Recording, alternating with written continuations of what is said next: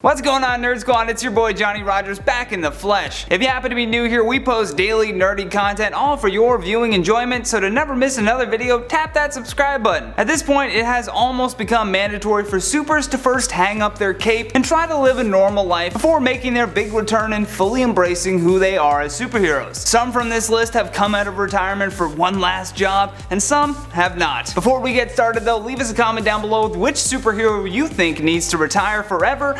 And while you ponder that, let's jump right into the top 10 Marvel superheroes who retired. In at number 10, Steve Rogers. A lot happened in Avengers Endgame, but one thing is for certain, it fully lived up to its name. This was indeed the endgame for a lot of MCU characters, and Captain America in particular decided it was time to pass off the shield. The Russo brothers have confirmed that when Steve went back in time and returned to present day as an older gentleman, that was the indicator that Cap was retiring. However, it is the MCU, and as in the comic books, there are always different Captain Americas from other universes out there still fighting crime. Although I wouldn't hold your breath on actor Chris Evans playing the role again, he said he's retiring from it with the character. Oh, and for you comic book fans out there, there was also Captain America issue number 175 where he had such bad depression that gave up being Captain America. So there, two examples for you. In at number 9, the Fantastic Four. Now I could have separated the members of the Fantastic Four for each time they've retired, but you know what? They're a team, so let's keep them together. In issue number 276 in 1961, the Richards took a bit of a break from the team to raise their son Franklin, although they didn't last long in suburbia because people started accusing them of witchcraft and even asking if they were bothered by having the same name as the heroes from the Fantastic Four. And things started getting a little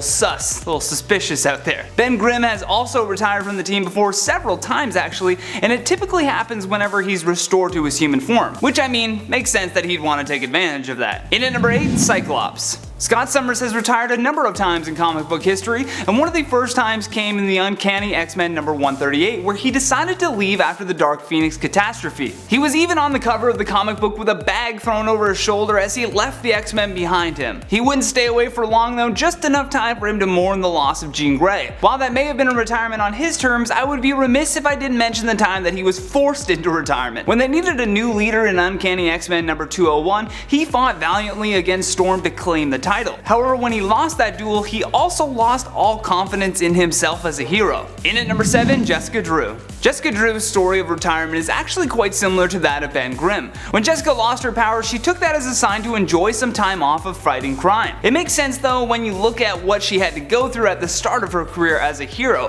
Placed into a hibernation chamber as a teenager and injected with a special spider-derived serum, Jessica Drew took back the power in her life by becoming Spider-Woman. While she may have retired on her own after losing her powers, she has been forced in the past to retire as well. At the end of Spider-Woman number 50 in 1978, Drew was attempting to escape from prison when a mysterious gas nearly left her for dead. Following that, we didn't see or hear from Spider-Woman until Avengers issue number 240. In at number 6, Shang-Chi. While it is exciting to find out that the MCU will be debuting Shang-Chi in The Legend of the Ten Rings, back in 1974 his future did not look as bright. For many years, Shang-Chi had fought with his evil father, but after nearly a decade of this, when he finally won the battle, he suddenly had no purpose or direction. In the final issue number 125 of Master of Kung Fu, Shang-Chi decided that it was time to hang up the superhero persona and retire. He would then attempt to live a normal, quiet life as a fisherman. However, you can't keep this hero down for long. He came out of retirement once offered a very prominent role as a member of the Secret Avengers and even the main Avengers team. In at number 5, Daredevil. Matt Murdock has had a long career as Daredevil, and in the most recent 2019 issue number 5, it all started to weigh on him. After busting a drug operation, Matt ends up killing a man and just can't stop thinking about it. It affects him mentally, physically, and emotionally, and even with a great support group of other heroes around him, he just can't justify being a murderer. After going to confess his sins at church,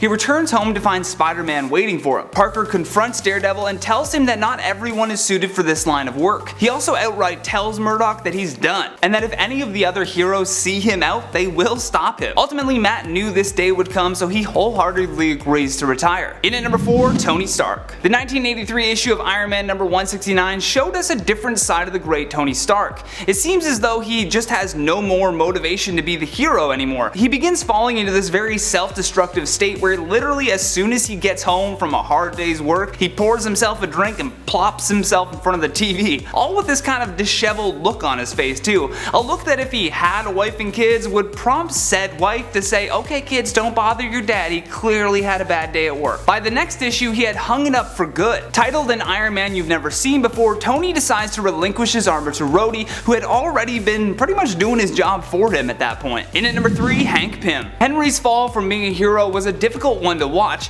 It had similar elements to what caused Iron Man and Daredevil to retire, but in a much more dubious way. Even as one of the founding members of the Avengers, they just couldn't handle how erratic his behavior had become. Hank was hitting his wife, putting his good friends and teammates in danger, and even faked a threat. His turning point came when he was working for Eggman in the Avengers number 229, published in 1983, while Stark had plans of using a cerebral scanner to determine his innocence. By the end of the issue, Hank Pym had turned against the Masters of Evil and defeated them all by himself, which was followed by him retiring all of his previous superhero identities and declaring that he now realized he isn't Ant-Man, he isn't Giant Man, or Goliath, or Yellow Jacket, he's just Henry Pym. In at number 2, Jamie Madrox. His superhero name is Multiple Man, so as you can imagine, this hero could just create a copy of himself and lead a normal life. But for Jamie, it's easier said than done. In X-Factor issue number 262, published in 2013, he had decided that enough was enough and he needed to put this hero stuff behind him, especially after turning into this demon thing and needing to be saved by his ex Teresa Cassidy. He was then asked to reform X-Factor, but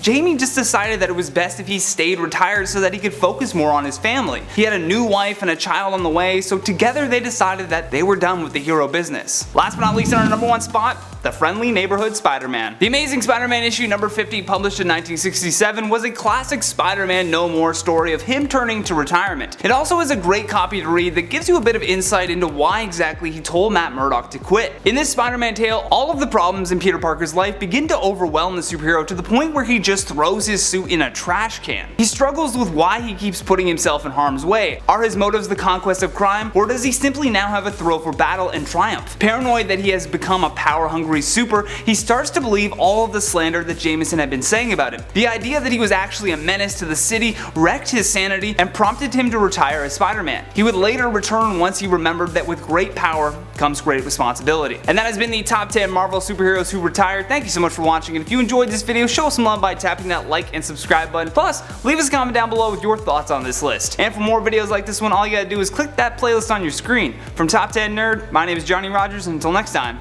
take care.